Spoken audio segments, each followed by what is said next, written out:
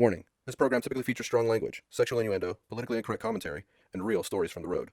Viewer discretion is advised. In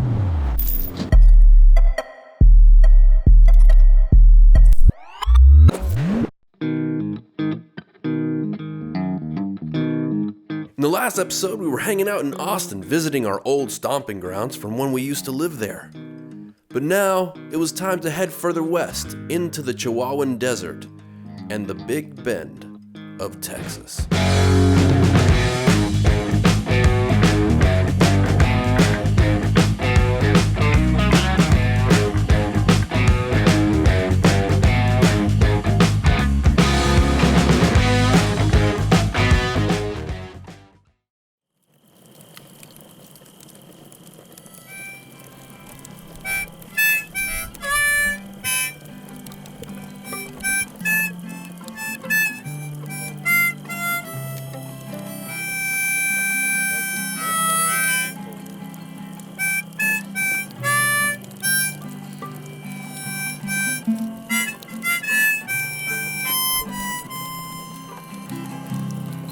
Oh, David, I'm so sorry.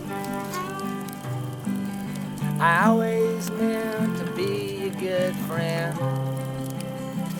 Alright, this is where we're staying tonight. Jim was nice enough to let us stay in his RV that he's got parked right behind his house. It's very cozy in here, and I am so stoked to get to sleep. It's been a long day, a lot of shooting. We've gotten a lot done.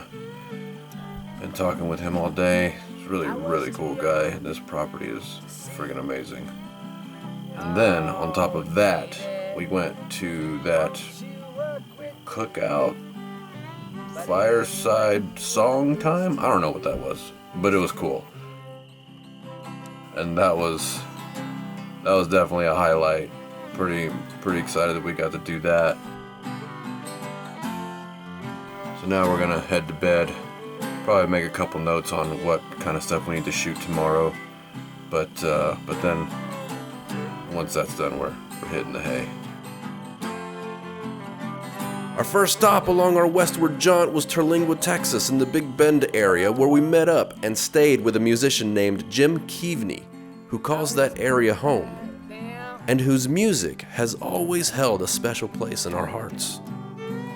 Over the course of 2 days at his casita in the Chihuahuan Desert, we shot a short film that tells the story of his life as a rambler and the influence that lifestyle had on his music. You guys filming? Not yet. I mean, she is. You might as well. Or you just experiment. That film is linked in the description below and via the flyout link in the upper right of this video window. But before you go clicking on that, there's something I want to show you. Good morning. I look crazy carrying a book about the Comanches, hanging out here in West Texas at Jim Keaveny's house. Last day here. We're not shooting today, we're just gonna pack up and get ready to go. But I am making my way out to his composting toilet. It's the only toilet that he has out here, besides just like peeing in the creosote bushes. But I'm not going to pee. Anyhow, check this out. This is his bathroom. This is the shower here. So bathe in there, and then there's like a solar shower there. Yep, it's pretty cool little building. And then this is the toilet at mile marker number 3, where you come to do your number 2. All right, there it is. Pretty scary.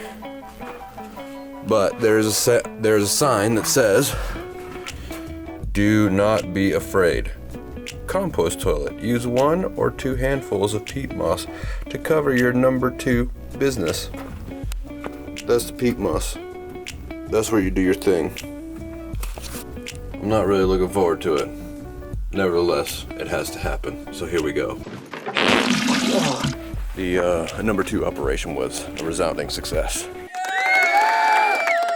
I feel about 30 pounds lighter. And so, with the most important part of my day now covered in peat moss, it was time to set off towards Big Bend National Park, where we went to tackle a 4-wheel drive track known as the Black Gap Road that has been described by some as requiring a driver to have, quote, supreme confidence in your vehicle and your driving skills, end quote. Road not maintained. Hell yeah, we've made it to the Black Gap Road. Here we go.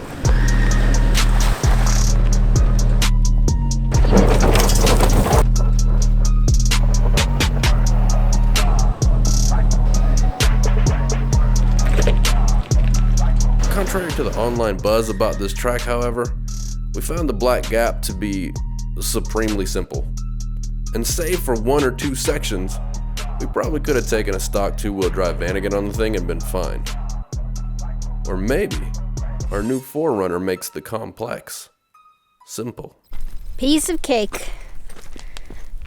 As usual with this thing.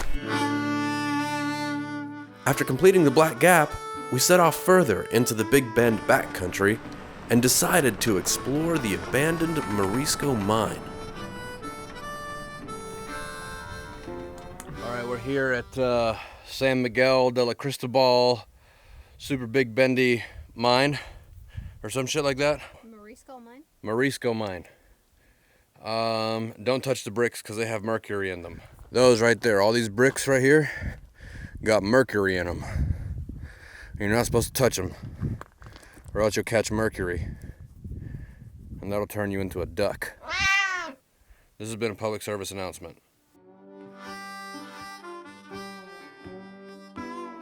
Now you're taller than me. How'd you do that? Now covered head to toe in slick, silvery mercury, we left the abandoned mine and headed to set up camp by the banks of the Rio Grande. All right, guys, we're here at Solis Campground in Big Bend National Park. This is our campground. It's friggin' awesome. It's illustrious, glorious, beautiful, wonderful, and it is right next to the Rio Grande. Let me show you. Check that out. Man, that is an awesome view, and there's a fantastic echo. Hang on, let me see if you can hear it. Oh, oh, oh!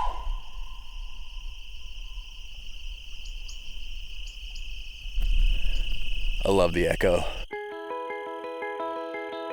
That night, in the silence of the desert and under an endless blanket of stars, we hatched a plan for what the next few months of our life would look like.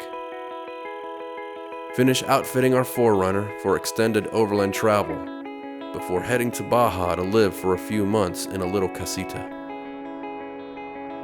There, our goal would be to put our heads down and concentrate on getting our financial life back in order after the monetary fiasco that was our Syncro.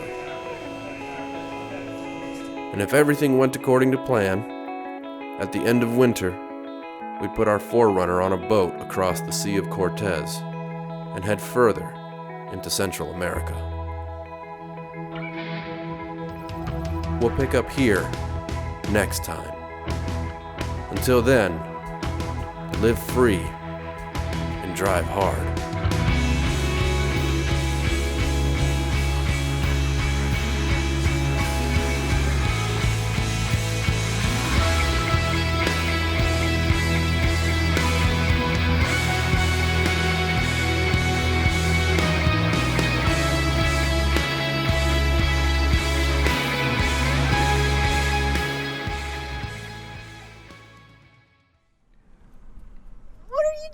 There.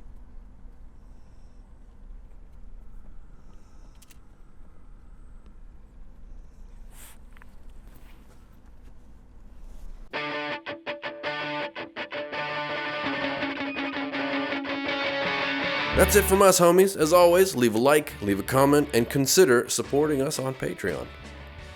We'll see you guys in the next one.